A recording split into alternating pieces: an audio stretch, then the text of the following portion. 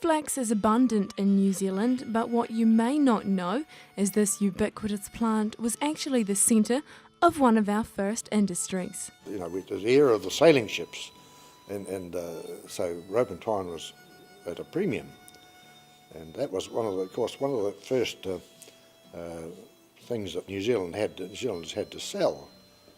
And at one time there were 44 mills in Southland alone, so it was a fairly prominent industry. Desmond Templeton's grandfather opened the flax mill near Riverton in 1912, and when Desmond was 17, he returned home from school to work there. It was pretty tough when I started off working I came home at age 16, and I could have been 17 actually, 16 and a half to 17, and starting work in putting in an 8-hour day. But of course everyone has to start, and I had no regrets about the time, but every job was, use your muscles in these jobs. You didn't just sit at a computer and flick your fingers. You actually used your muscles, which was great for bodybuilding. And you know, it was a healthy thing. You're out in the open. And flax cutters, they loved being out in the open, be able to please themselves when they sat down or when they started. And of course it was quite different at the mill. You had to work an 8-hour day. And, but it was a good industry to be involved in. 12 tonnes of flax was milled each day and resulted in only 1.5 tonnes of product. The flax was used to make rope and twine, but processing it into a usable substance was a long and difficult process.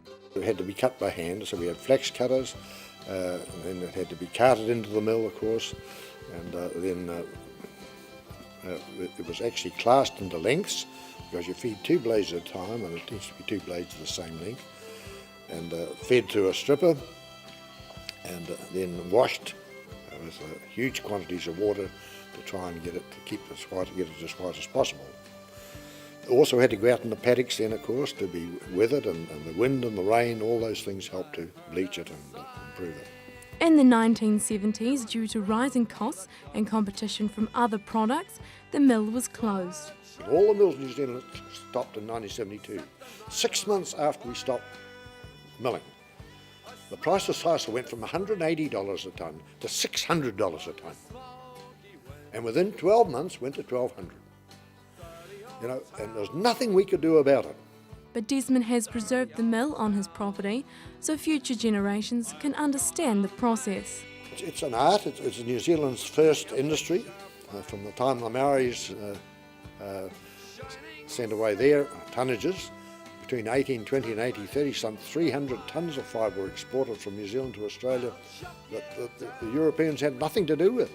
The Maori women had done that. And flax, of course, was a native of New Zealand, and it still is a wonderful, strongest natural fibre in the world.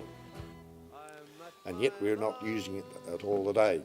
Seems strange. And he's still hopeful that one day this once booming industry will be revived and returned to its former glory. I'm very hopeful that it could rebound, but the sticking point seems to be the separating the vegetation from the fibre itself. That's the tough part of it. And I'm sure we've got the technology, we've got the brains in New Zealand. I think New Zealanders are the most innovative people, but we've never had the money ourselves to put into development.